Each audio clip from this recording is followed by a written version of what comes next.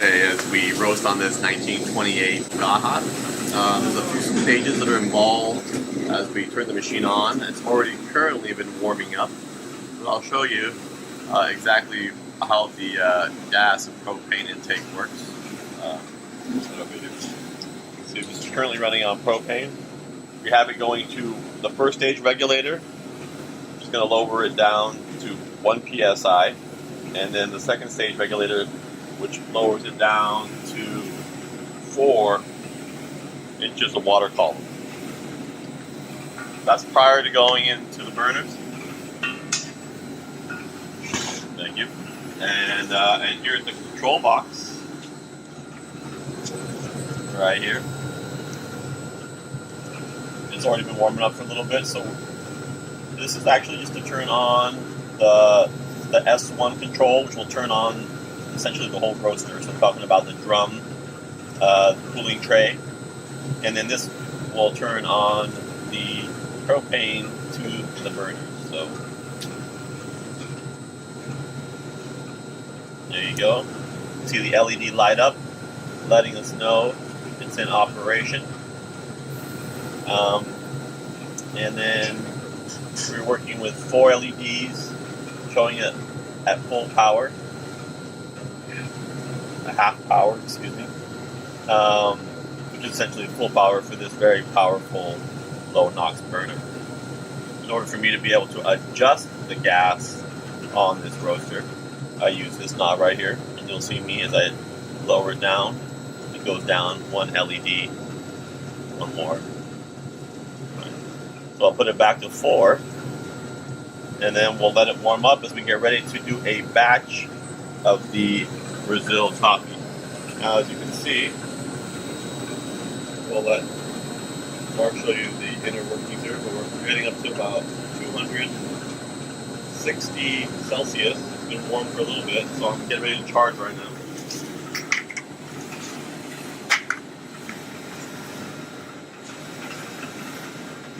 Throw the coffee in the hopper.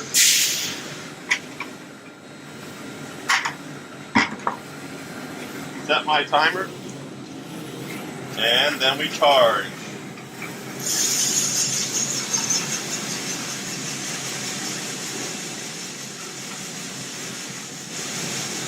All the coffee's now in the hopper, and we're about 10 seconds in.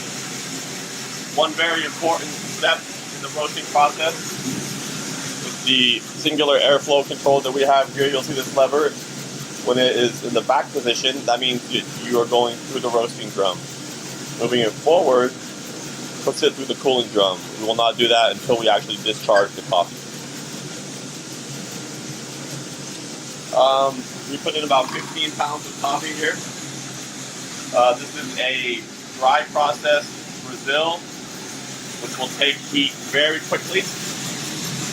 This roast should be about 10 minutes max, depending on how we adjust our gas.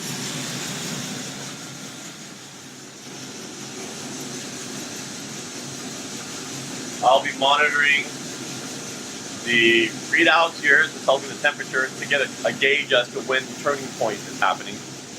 And when I see that, then I'll know that particular data point in the roast process. Still going down a little bit. Temperature in the drum changes when I put in room temperature beans, and then it stabilizes, and then starts rising, and that's really the commencement of the actual roasting process. So we're almost there. Oh, here we go.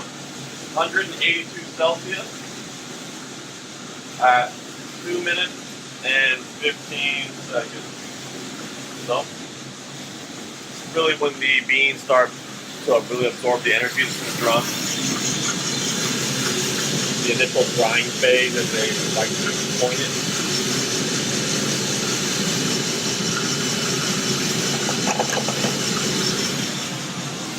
There won't be a whole lot of changes in the beans. They're still kind of a green, so light green color. Quite a bit of energy going on in the drum right now. I think I mentioned about 182 Celsius. So this will proceed for about a good third of the roast. This is the drying phase when we see the free moisture being wicked away from the bean. And then we'll be going into the Maillard reaction or the sugar's browning. That's that yellowing phase that then turns into a brown phase, cinnamon brown phase. So we're still a few minutes away from that. Let me just keep monitoring the fryer.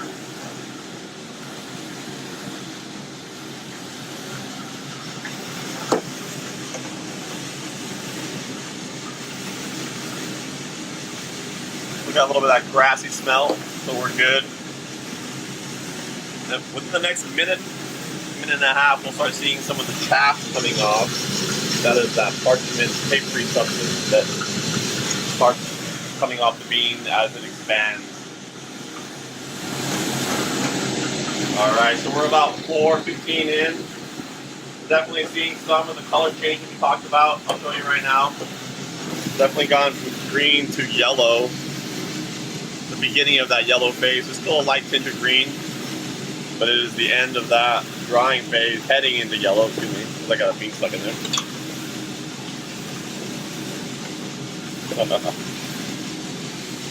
So, there we go. Alright. So I like to monitor the heat and the energy at this time. Definitely want to slow it down a little bit during the yellow phase, so I'm going to actually lower the temperature on this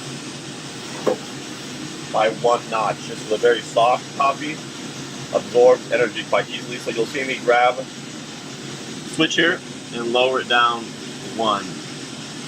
Alright, we're at about 195 Celsius.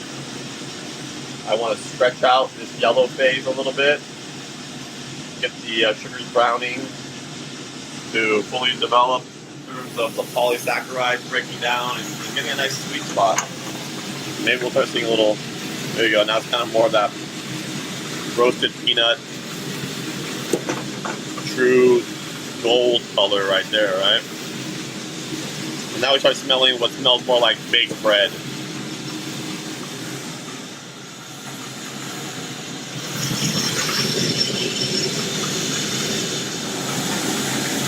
So part of trying to control the amount of energy going through the burner and essentially the energy that you have in the drum is to make sure that you don't rush through your roast.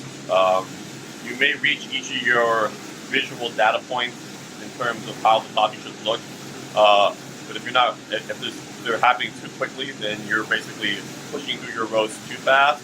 It's important that you're able to manage the energy and properly have it penetrate the center of the bean and thus expand the cellular structure of the bean, but not do it too fast in order to be able to propel you through that roast process. So I'm constantly checking. At the same time, I know I expect certain things. Now we're heading into cinnamon, so I'm going to lower the gas again. The cinnamon is basically a precursor to it going exothermic and eventually going into first crack. So I'm going to go back over here in anticipation of that and lower 1 more knot. There you go. And then we should be hearing crack happening. So you're hearing it already?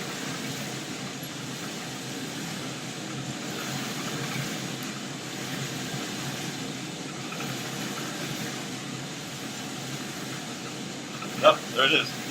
At 7:20, we have crack. So I hit my timer again, and I start measuring now what we call the development time.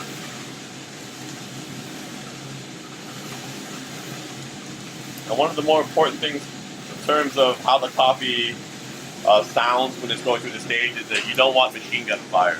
You know, you try to make sure that you're not pushing it through too fast. You should have a nice little sound, nice little repetitive crack sound, but it shouldn't be like like that, out of control. At that point, you've probably lost control of the energy. So it's important to keep monitoring it. It definitely sounds like it's building up pretty well. It's like I mentioned to you, it's a soft bean.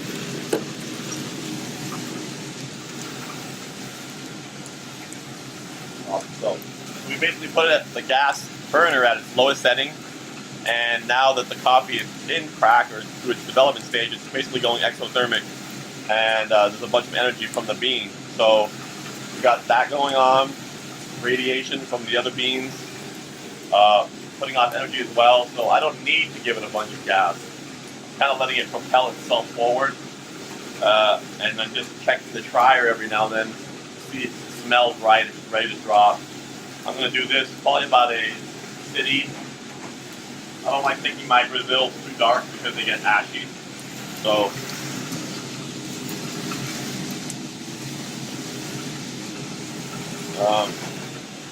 it's only about a minute and a half in. I'm going to shoot for about 2.5 minutes of development. We do that. Because really it's all dependent, not so much on the time as it is on how it smells and how it looks. Primarily how it smells, you know. But even your eyes can fool you. Getting a little bit of a roasty touch on it, I can tell already, so I'll probably be dropping it really soon. I don't want to lose that sweetness.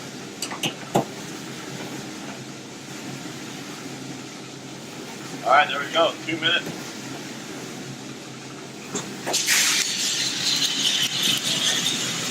And what you hear there is the very end of first crack. Now I'll be closing the front panel.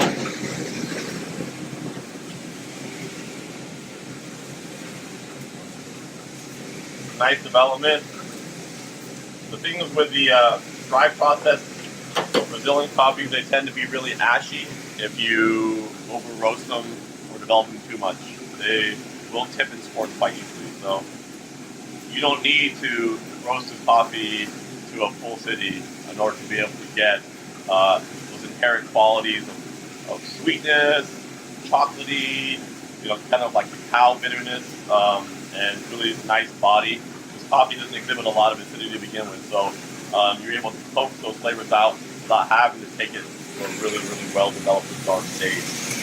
So it's one of those coffees that can actually exhibit quite a bit of body, and it'll only be, this is barely like 2 minutes, 20 seconds of development. Plenty fine for this. And that's how you roast on this roaster. Thank you.